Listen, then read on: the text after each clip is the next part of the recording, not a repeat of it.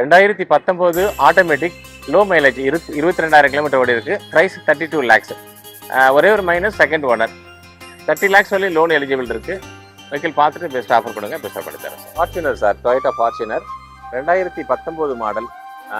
வெறும் 22,000 கிலோமீட்டர் தான் ஓடி இருக்கு. ஆனால் ஒரே மைனஸ் செகண்ட் ஓனர். கம்பெனிலேருந்து இண்டிவிஜுவல் மாற்றிருக்காங்க, அதனால செகண்ட் ஓனர் ஆயிடுச்சு.